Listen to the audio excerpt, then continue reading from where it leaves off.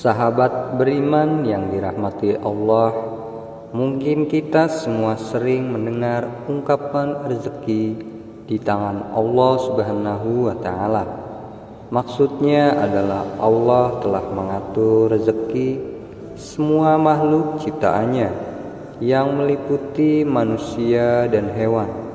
Namun tak dapat dipungkiri bahwa kita masih kerap khawatir saat memikirkan satu perkara ini, yaitu rezeki, terlebih saat kita merasakan hidup semakin hari semakin sulit. Kebutuhan meningkat, namun penghasilan justru semakin sedikit.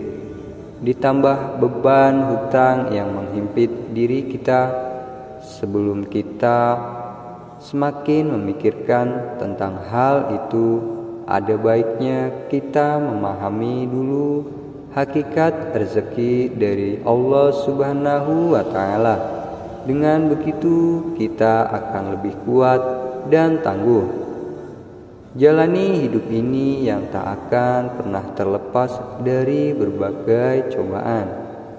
Namun sebelum lanjut, dengan kerendahan hati saya mengajak Anda semuanya untuk bergabung di channel ini dengan cara menekan tombol subscribe dan menuliskan doa-doa dan harapan kalian di kolom komentar, sehingga kita bisa amini bersama. Dengan begitu, mudah-mudahan harapan dan cita-cita kita semuanya segera dikabulkan oleh Allah Subhanahu wa Ta'ala. Amin ya Rabbal Alamin. Semoga sahabat beriman yang dirahmati Allah, berikut adalah 5 orang yang telah dijamin rezekinya berlimpah oleh Allah Subhanahu wa Ta'ala. Yang pertama adalah orang yang bersyukur. Janganlah kita menyangka bahwa bersyukur itu hanya sekedar pujian dan berterima kasih kepada Allah Subhanahu wa Ta'ala. Ketahuilah bahwa bersyukur itu pun menuai pahala, bahkan juga membuka pintu rezeki di dunia. Dalam Quran surat Ali Imran ayat 145, Allah Subhanahu wa Ta'ala berfirman, "Dan sungguh orang-orang yang bersyukur akan kami beri ganjaran." Imam At-Tabari menafsirkan ayat ini dengan membawakan riwayat dari Ibnu Ishaq. Maksudnya adalah karena bersyukur Allah memberikan kebaikan yang Allah janjikan di akhirat, dan Allah juga melimpahkan rezeki baginya di dunia. Kedua, orang yang gemar bersedekah. Sedekah merupakan amal soleh yang diperintahkan oleh Allah Subhanahu wa Ta'ala, di mana orang yang bersedekah akan dibalas dengan balasan yang tak ternilai dari sisi Allah Subhanahu wa Ta'ala. Kadangkala balasan itu sama dengan atau melebihi sedekah yang kita berikan kepada orang lain. Di dalam Quran surat Al-Hadid ayat 18, Allah Subhanahu wa Ta'ala berfirman. Ayat 18, Allah Subhanahu wa Ta'ala berfirman, "Sesungguhnya orang-orang yang bersedekah, baik laki-laki maupun perempuan, dan meminjamkan kepada Allah pinjaman yang baik, niscaya akan dilipat gandakan ganjarannya kepada mereka, dan bagi mereka pahala yang banyak."